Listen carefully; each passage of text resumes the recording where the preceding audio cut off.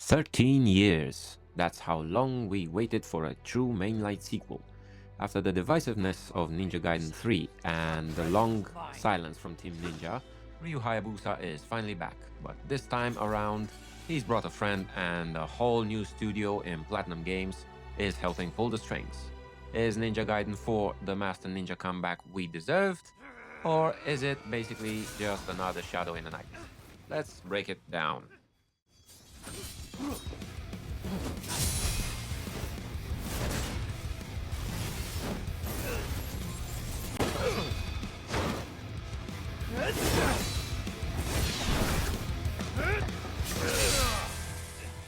How's all my relentless Vikings and beautiful shield maidens doing? Accursed Shadow here, back at it again with another video review for Ninja Gaiden 4 this time around. Seeing as I don't want to waste anyone's time here, let's jump straight into it. Be kicking it off with what I consider to be the best and most awesome aspect of this game entirely, the gameplay. The biggest shift here is the dual protagonist system. You've got the legend himself, Ryu, who feels exactly as precise and lethal as he did in Ninja Gaiden Black days. But then there's Yakumo. His style is more expressive, leaning into that Platinum Games flair, think faster cancels and flashy finishers. Switching between them keeps the 15 to 20 hour campaign from feeling repetitive, though some hardcore fans might miss the solo Ryu focus. The combat is... my god, how do I put this? It's good. It's better than good, it's excellent. Even better than that, it's stylish, awesome, badass, amazing. Screw it. It's perfection incarnate. Did I mention it is good?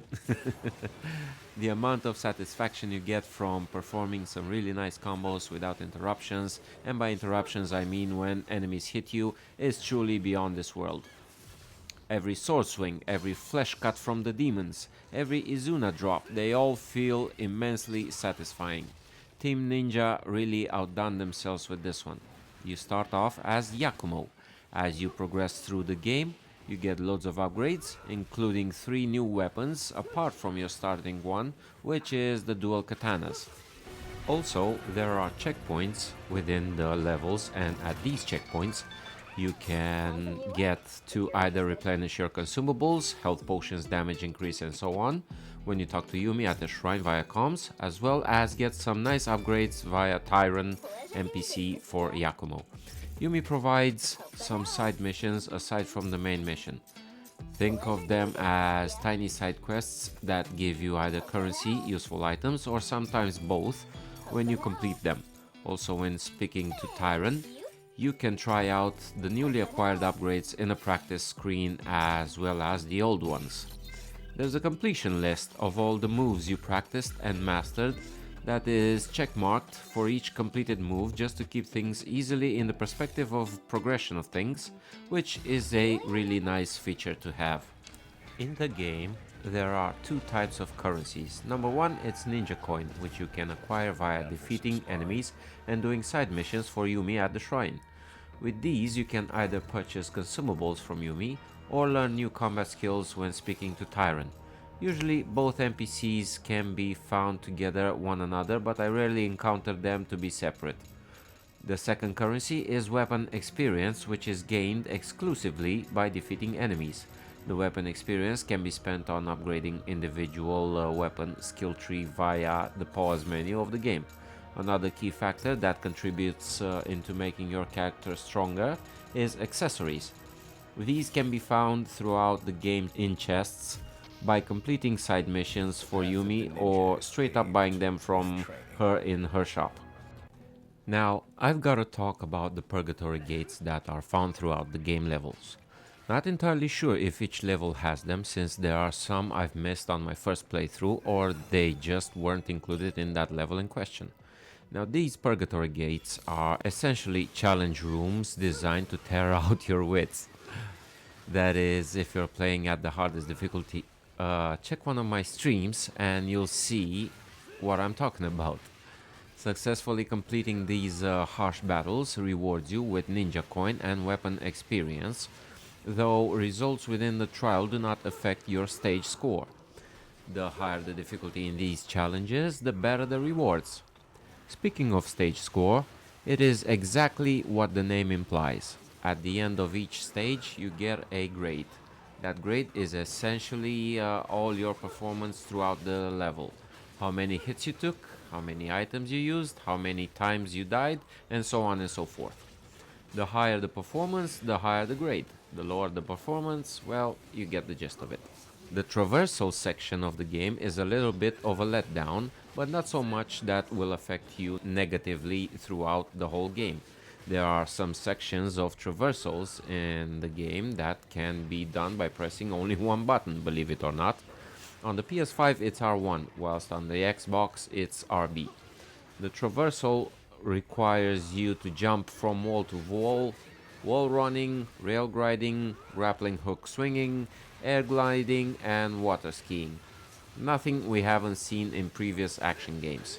Some traversal sections are a tad bit more cinematically packed than others, which offers a seemingly fresh perspective on the whole traversal point of the game. Score-wise for gameplay, I'm officially proud to say that for the first time in my life, I would rate the gameplay a 11 out of 10, ladies and gentlemen. It's just too damn good and satisfying at the same time not to rate it as such. Now, moving on to the second section of the game, combat and difficulty. Team Ninja promised a difficult but fair experience, and they mostly delivered. The Master Ninja difficulty is a brutal test of reflexes. The new mechanics, like the aggressive parry system and the futuristic environmental finishers, add layers to the classic hack and slash loop. It feels like a blend of the technicality of Ninja Gaiden 2 and the fluidity of Bayonetta, while holding Devil May Cry's hand throughout the whole journey. Death is everywhere in Ninja Gaiden 4. One false move and it's game over screen. I guess that's why they added 120 frames per second in the game, so it'll run smooth as butter, because if a single frame drops in the game, it can totally make the difference in the imbalance between life and death in this game. I finished the game on normal difficulty, and for me it was a fairly decent experience. And as such, I rate the difficulty of NG4 a 9.5 out of 10. Right, so moving on to section 3, graphics and performance. Set in the near future Tokyo, the art direction is stunning. It's a mix of traditional ninja aesthetics and cyberpunk grime. On PS5 and Xbox Series X, it's a locked 60 frames per second. The gore is back in full force too. Enemies don't just fall, they get dismantled, maimed, mutilated, severed, you get my point. I finished the game in full 120 frames per second and it was a true delight to the naked eye. Let me know what you guys prefer in the comment section down below, quality or performance, or maybe a mix of both. Don't be shy now. Graphics and performance rating 9.5 out of 10. Only because some levels in the game feel washed up and unpolished. Moving on to section number 4 of this review, sound and music.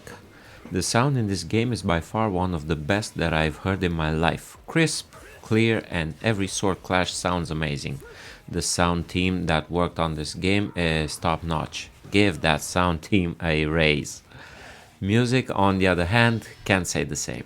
Don't get me wrong, the music is okay, but it's nothing that truly stands out. I've heard some really good game music throughout my years, and sadly I can say that this game didn't fully met my expectations when it came to the music. Sound 10 out of 10, music 8.5 out of 10, together 9.3 out of 10. Now moving to section number 5, story. The story kicks off years after Ninja Gaiden 3. The world has changed. An ancient evil has resurrected, blanketing Tokyo in a lethal miasma that turns the city in a literal demon hive. Enter Yakumo. He's a young prodigy, faster and arguably more stylish than Ryu, but he carries a heavy burden. The game does a great job of showing his struggle. He isn't a god-tier master yet. He's learning to use blood-bind ninjutsu, a new mechanic where his life force is literally tied to his weapons. It makes the stakes feel personal because every time he fights, he's technically dying a little bit. Now let's address the elephant in the room, Ryu Hayabusa, or Ryu Hayabusa if you will. If you were worried that he was just a cameo, don't be. Ryu acts as the master figure here, a shadow moving in the background. When he finally steps in, the dynamic shifts. While Yakumo represents the new school flashy action, Ryu is the reminder of pure brutal efficiency. The story spends a lot of time exploring the Hayabusa versus Raven's lore and seeing Ryu mentor Yakumo while occasionally showing him how it's really done is easily the highlight of the script.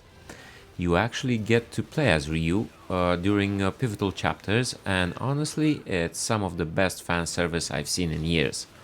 The villains this time around aren't just monsters of the week. They are tied to the Dark Nest, a group trying to harness the miasma to rewrite the world's DNA.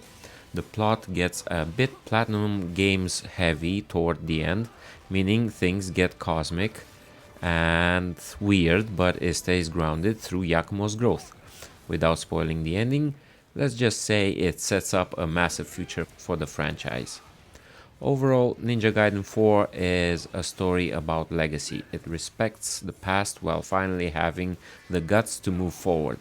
Yakumo is a great lead, but Ryu is still the GOAT. If you're here for the lore, this is the most complete the series has ever felt.